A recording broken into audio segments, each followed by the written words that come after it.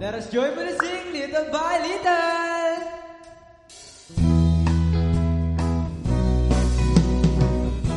Little by little.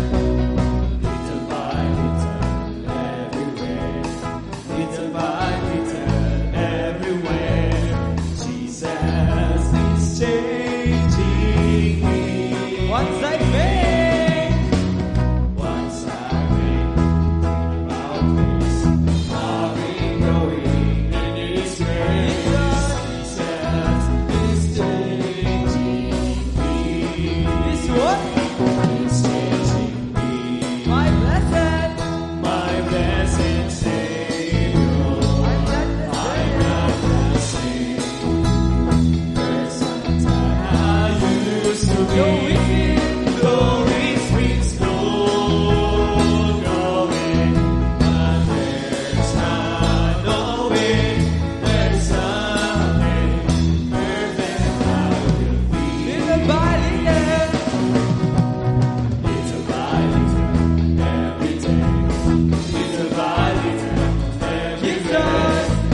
Jesus is changing me. Once I think, Once I think, turn around this, I've been growing in His grace. Jesus is changing me. this one, He's changing me. my blessed. My blessed Savior, I'm not the same Person, person that I used to be. go with me. Though it's been slow growing, but there's not no way. There's something perfect I be. Little by little. Let's go. Little by little, every day. Little by little, every day. Jesus is changing me. Once I think, Once I think, turn around me, I'll be going in His grace. Jesus, Jesus is changing me. He's changing me. my blessed.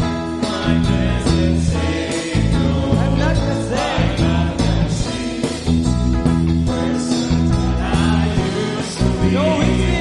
Though it's been slow growing, but there's not no way. There's something perfect I Little by little. Make it faster.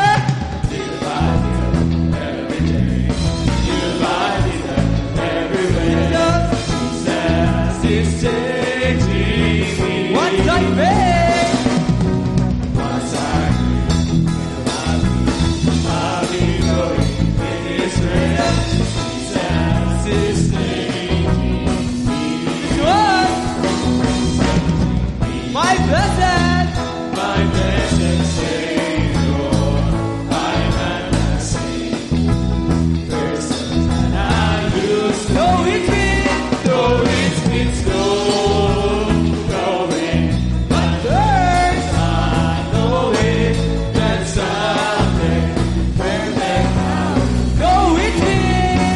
Though it's been slow growing, but there's not no way. There's something perfect I will be. Palakpakan natin si Lord. Amen. Praise the Lord. Good afternoon, brothers and sisters. Our next topic for today is transformation. Our next speaker attended this Catholic Life in the Spirit seminar last April of 2006. He has been serving the Lord for the past 16 years now, and he is one of the community workers in the youth ministry. So let us welcome in the love of the Lord, Brother Brian Justin Villonco. Bagong anyo ayon sa wangis ni Kristo. So, ano nga ba yung other term natin for transformation is restoration. So, sa dictionary, ang restoration is Error is the action of returning something into a former condition. So, ibig sabihin, brothers and sisters, na sa transformation, merong nawala sa atin na ang mangyayari is ibabalik sa atin. Ano yun? Ito yung image and likeness.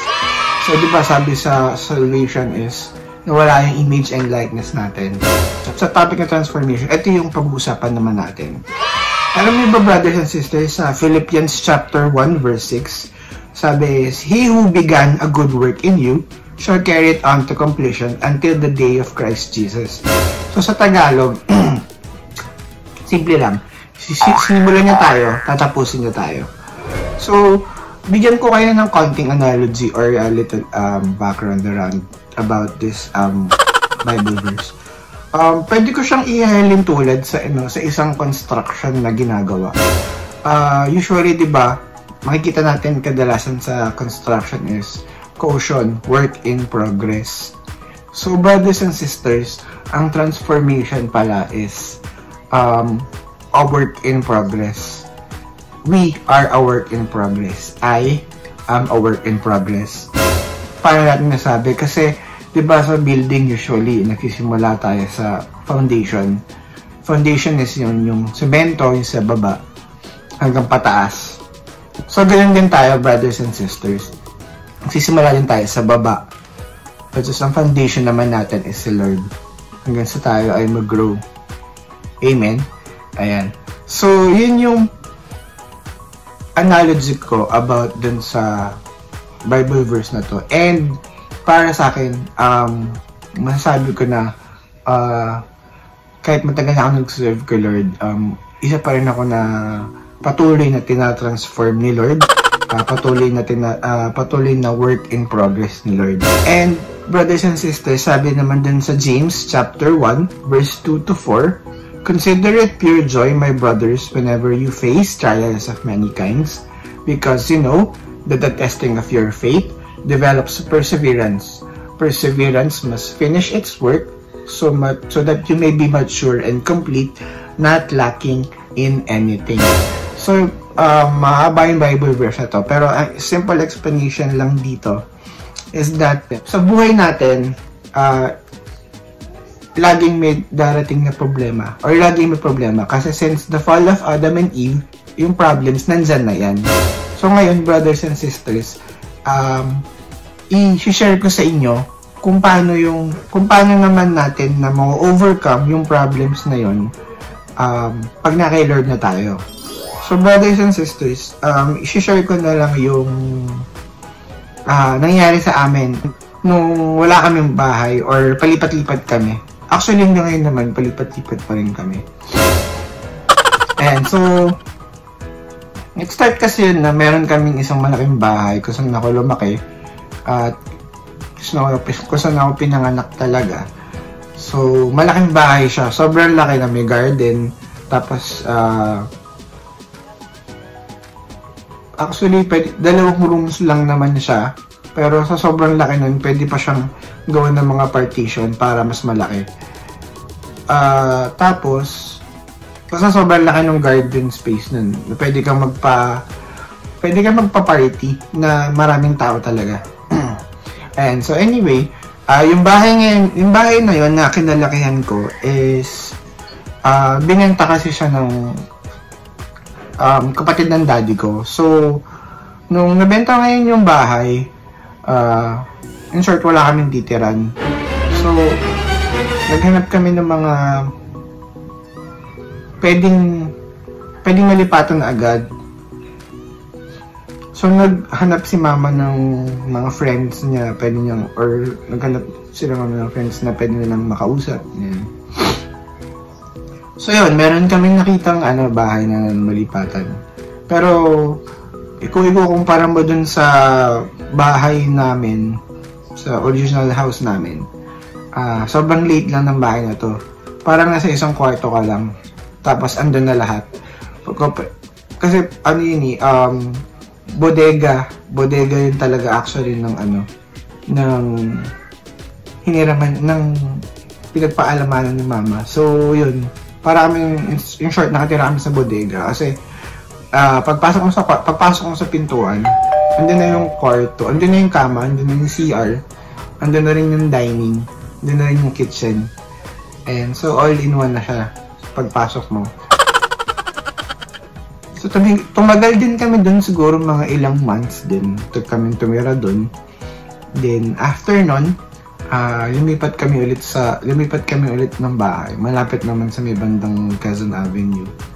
And after namin sa Quezon Avenue, ilang months lang ulit kasi naman yung may-ari naman dun nag-decide na ibenta yung lupa niya or yung lote niya. So, lipat kami ulit. Lipat naman kami sa bandang West Ave.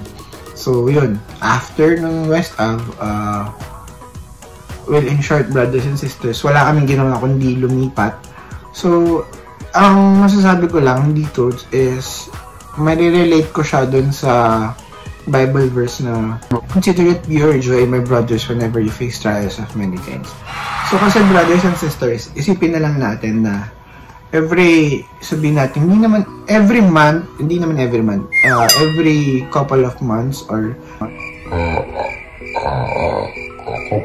couple of years, wala kayong ginawa kundi lumipat ng bahay. Diba? So, ano yung feeling nyo? Ano yung feeling na di ba nakakapagod yun? Parang wala tayong permanenteng bahay, wala tayong permanenteng lugar. Yung nag-aaral pa ako nun, iba-iba yung address na nilalagay ko. Tapos sa driver's license, iba din yung nakalagay na address. Sa mga kung saan pang mga mail na kinukuha natin, di ba? So, ang hirap. Sabi dito, consider it pure joy. So, dapat daw is masaya tayo whenever we face trials of many kinds. Kasi, actually, totoo naman din. Dahil, di ba, nung palipat-lipat kami ng bahay, actually, malungkot siya, masakit, kasi nga, palipat-lipat. Pero consider it pure joy kasi whenever you face trials, kasi nga, it develops perseverance. Ano ba yung perseverance? Yun kasi yung pagpupursige. Kapag lumipat ka kasi ng bahay, parang may isip mo na gusto ko na ng permanenteng lugar, gusto ko na ng sarili naming bahay. So, ang gagawin mo, magpupursige ka na magsumikap and magpupursige ka sa mga bagay-bagay para makuha mo yung gusto mo. Sa isa pa, mag-develop din yung faith natin kay Lord na magtitiwala tayo kay Lord na sigurado na sabi niya na to sa sarili niya na Lord kayo ng bahala. Yan. So, kami ng mom ko sa kanang kapatid ko, yun na yung linya namin lagi. Lord kayo na yung bahala. Every time na lilipat kami ng bahay or every time na may problema darating or may trials kami mararanasan. Yan lang. Yun lang yung sabihin namin, Lord, kayo na yung bahala. Which is, pagka in-offer mo yung trials and yung problems na yun kay Lord, God makes wonders. Ayan. So, another Bible verse, brothers and sisters, is yung 2 Corinthians chapter 12 verse 19, my grace is sufficient for you, for my power is made perfect in weakness. So, ayun nga, pwede ko sang idugtong dun sa sharing ko na nawalan kami ng bahay. Brothers and sisters, kapag nagsabi ka kasi kay Lord ng Lord kayo na bahala, alam niyo brothers and sisters, yung grasya ni Lord, laging nandyan lang yan, laging available ang grace ni Lord. And, sinasabi dito kasi, diba, pagka may problema dumarating or pag may mga trials tayo nararanasan, syempre parang ang feeling natin, ang weak natin Amen? So, dun lumalakas ngayon si Lord kasi sa Kanya tayo umaasa. Sa Kanya tayo nagtitiwala na maraming siyang magagawa sa buhay natin. Which is totoo kasi God is a big God. And marami talaga siyang nagagawa para sa atin, para sa bawat isa sa atin na nagpupuri, na nagtitiwala ay nagmamahal sa Kanya. And Saka isa pa, brothers and sisters, yung Holy Spirit na natanggap natin ng baptism ng the Holy Spirit, ito kasi yung tutulong sa atin na i-convert yung mga trials natin into blessings. So, paano siya naging blessing? Yung bahay, palipat-lipat kami. Paano siya naging blessing sa amin? Mas naging close kaming tatlo. Mas naging intact kami. Mas naging mas naging iba eh. Hindi ko masyado ma-explain, pero naging iba yung effect noon. Kaya sobrang blessing niya. And so, another Bible verse, brothers and sisters, is yung 1 Corinthians chapter 10, verse 13. Every test, but God keeps His promise, and He will not allow you to be tested beyond your power to remain firm. At the time you are put to the test, He will give you the strength to endure it, and so provide you with the way out. So, yung Bible verse na to, brothers and sisters, simple lang naman to, na parang merong mga problems sa darating sa buhay natin. So, ibig sabihin lang, is test lang din tayo, i-test tayo ni Lord for us to remain firm. Pero bibigyan tayo ni Lord ng way out para dito. Tsaka, brothers and sisters, kasi ang transformation also requires our cooperation.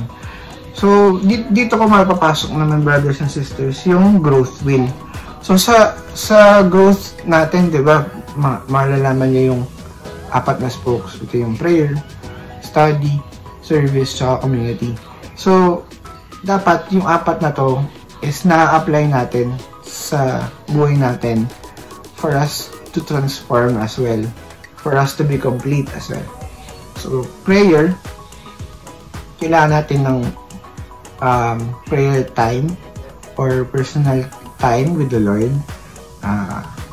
Like, ako kasi, yung prayer ko naman sa kanya is, ang sinasabi ko lang, Lord, kayo nang bahala. Lord, bakit ganito? Lord, bakit ganyan? Lord, yung parang best friend lang na nakakausap ko, ganun. So, next is study. So, sa Love Lock kasi, marami kaming ways para mag-study. So, meron kaming mga workshop. So, meron mga speakers workshop, and other kinds of workshop pa. Also, service. So, sa service, since nagkaroon kasi ng, before COVID, before itong pandemic, nagsaserve kami every prayer meeting. Pupunta kami sa prayer meeting ng every Friday. Tapos, joyful songs. So, song leader. And ito, itong ganito, nagsasalita sa harap, spreading the word of God. So, ito yung service ko kay Lord. Also, another spoke is the community. So, meron ng community. Ito yung Love Lock Catholic Charismatic Community. And I'm a member of the youth ministry. So, dun na ako lumaki sa youth ministry. Dun na ako nag-mature, dun na rin ako nag-grow, dito na rin ako nag-grow. And dito na rin ako tatanda. And so, ayun, brothers and sisters. Last is, I'll give you a sharing kung paano ako patuloy na tina-transform ni Lord. So, brothers and sisters, yun nga, sabi ko kanina, lumaki ako sa parang middle class family, yung may kaya na family, kasi nasa maayos na school ako noon, private school ako, kapatid ko. Meron kami nagagamit na necessity na kotse, tapos may bahay kami nung time na yun, malaking bahay, which is masaya, tas kompleto kami. And so, after nun, mga, hindi ko na matandaan yung year, pero 18 years old na ako nung time na yun. Then yung kapatid ko is 13. So, parang 5 years yung agot namin. ayun, so, nung time na yun, dumating yung trial sa buhay namin, which is, namatay yung dad ko. So, namatay siya dahil sa diabetes. Nasira yung kidney niya. Nagkaroon siya ng kidney failure. So, dapat ito transplant siya. Kaso, una, walang sapat na money for kidney transplant and walang donor. Gusto kong mag-donate ng kidney ko kaso ayaw ng dad ko ng time na yun kasi ayaw niya kasi pag ako, if ever, kasi hereditary yun. So if ever na magkaroon ako, wala na akong kidney na na may mabibigay something or what. And so yun. So in short, yun, nawala yung daddy ko nung 18 years old ako, tapos 15 years old yung kapatid ko. After that, doon na nagsimula yung parang struggle namin as a family. Kami, si mama ko, tapos sa kapatid ko. How? Ito yung nangyari kasi since ako na lang yung lalaki dahil kapatid ko babae. Kapatid ko yung nag-talk ng introduction, si Nelis. And so, yun nga, nagkaroon kami ng trials. So, since alam ko, ako yung lalaki, so alam kong na ako yung magpapadre de pamilya. Minsan, may time na ako yung nag-decide for us. Discredit ko yung decision ng ni mama. So, ang nangyayari is parang sasabihin naman ng kapatid ko na tama naman si mama eh. Ganyan. Tama naman si mama eh. Tapos, hindi naman tama yung decision na ganyan. So, parang ang feeling ko na yung time naman na yun is pagtutulungan ako ng mama ko at saka ng kapatid ko. So, nangyayari is nagagalit ako. Nag-aaway kami ni mama. Nasisigawan ko siya. As in, mas mataas pa yung boses ko kaysa sa kanya. And grabe ako sumagot sa kanya nung time na yun. Tapos, tong sa kapatid ko naman, araw-araw wala kaming ginawa kundi mag-away. Sasakalan kami, tatadyakan kami, ganyan. Minsan, sa sobrang inis ko, pinalo ko yun ng gitara. Yun yung sobrang away talaga na magulo kami. And syempre kasi dahil 18 years old pa lang ako nun, tapos marami pa akong hindi natututunan sa buhay. Marami pa akong experiences na hindi pa nararanasan, and marami pa akong dapat gustong itanong dun sa daddy ko, pero since namatay na siya, wala na akong mapagsabihan kasi wala na akong father figure, o wala na akong alam mo yun, yung parang taong makakausap mo. So, buti na lang, nasa charismatic community kami, nasa Love Flock kami. So, nagkaroon ako dun ng mga kuya-kuyahan na mababait na ginaguide din ako na kung paano gagawin ko sa buhay, ganyan, kung paano ako mag-a-act as a son sa mama ko, kung paano ako mag-act as a brother sa kapatid ko. Tapos thankful din ako kasi nagkaroon ako ng mga parang father figures dun sa Love Flock, which is naging nakasundo ko sila kasi tinuring ko silang parang tatay ko na nakakasama ko na kapag may problem din ako, nasasabi ko naman din sa kanila. So nakakatuwa kasi yung time na yun, nabibigyan nila ako ng advice. Ako kasi, brothers and sisters, parang tumanda ako ng ganito or umabot ako sa ganitong age ng natuto na lang ako based on my experiences. based sa mga failures ko.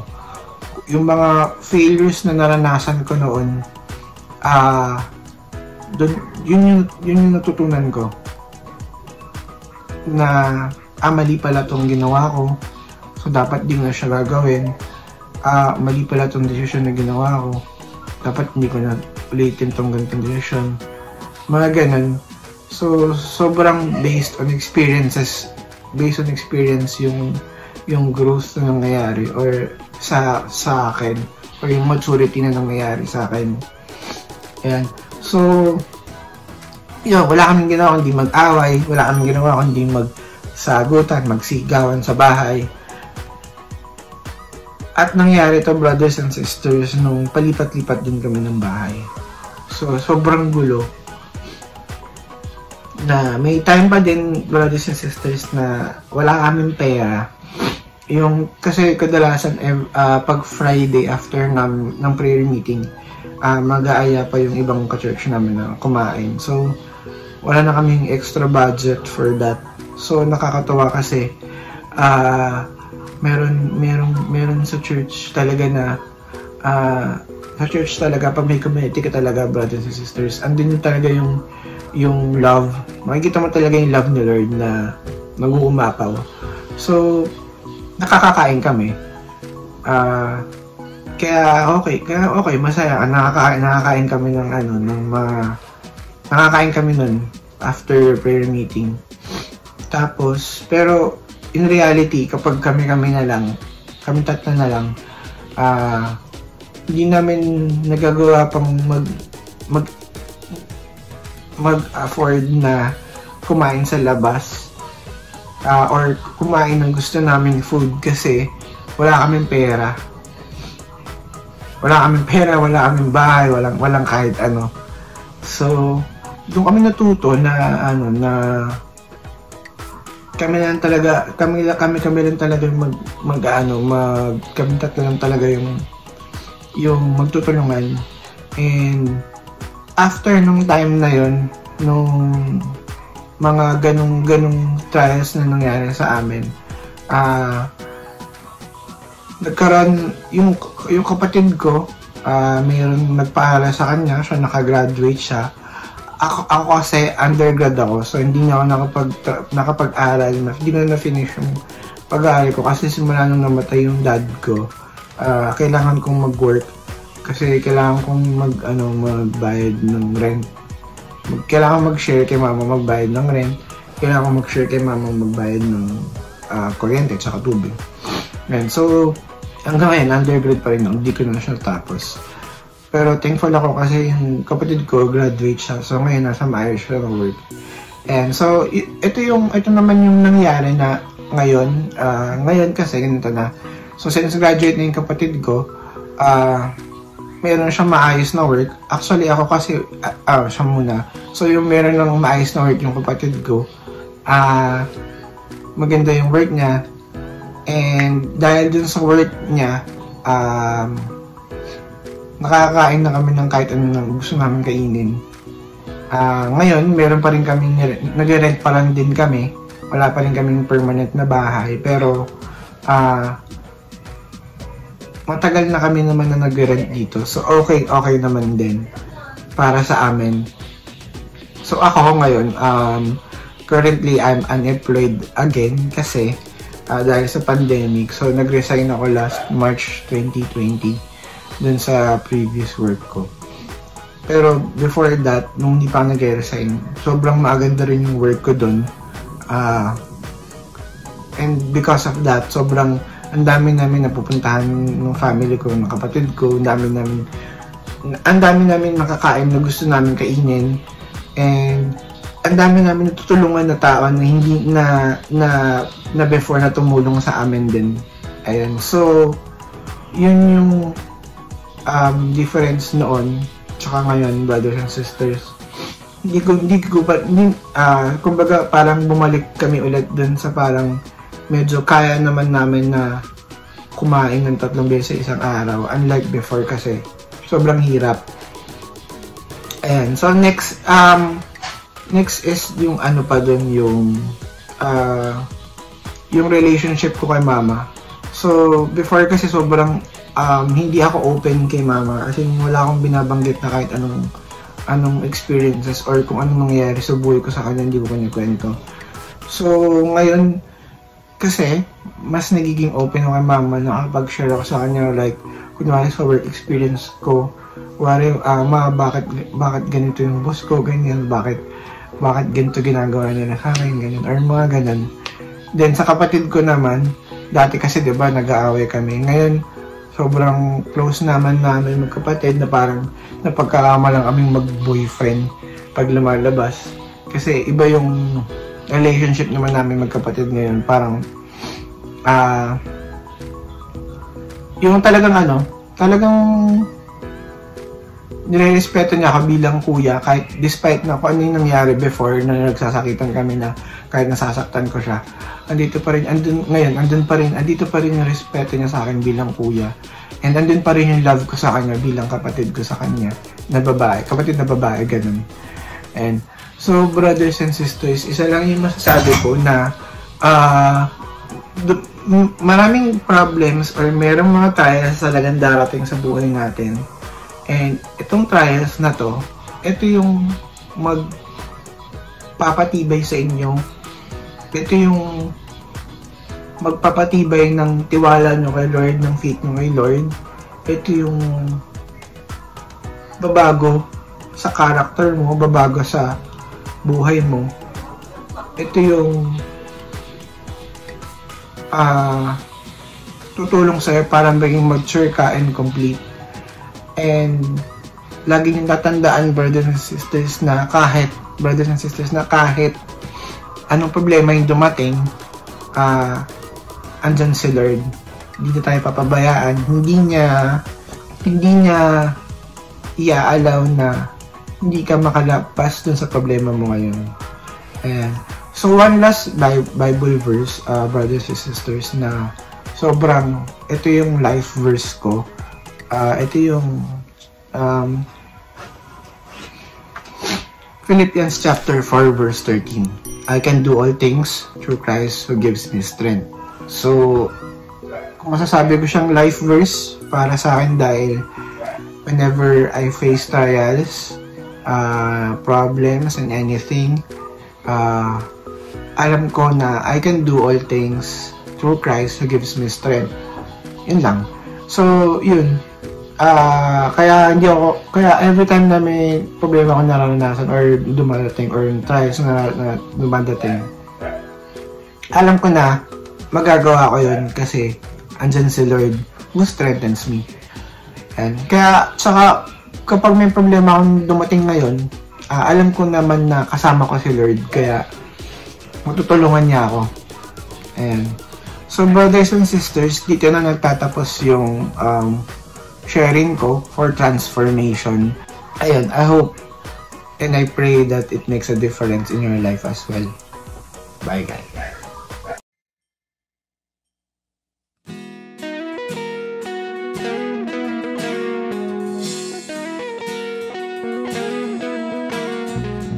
From the highest of high to the depths of the sea, creation's revealing your majesty. From the colors of fall to the fragrance of spring, every creature unique in the song that it sings, all exclaiming, indescribable, uncontainable. You placed the stars in the sky and you know them by name. You are amazing, God. All powerful, unshakable, all strong when you fall to our knees as we humbly proclaim. You are amazing, God.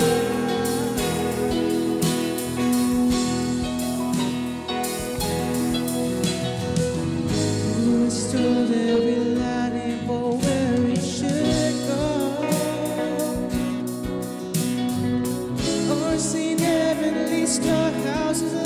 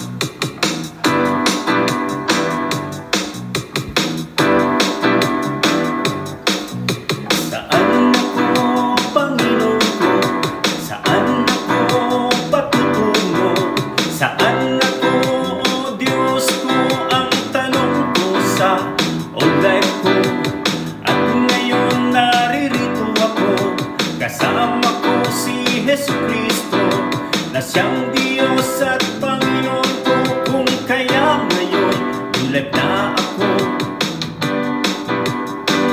dito sa lahat, sama-sama tayo purihin si Jesucristo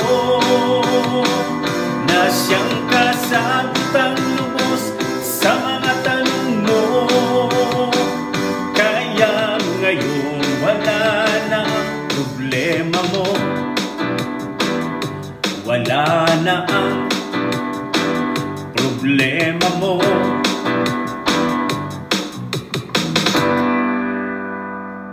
Let us joyfully sing, My Life!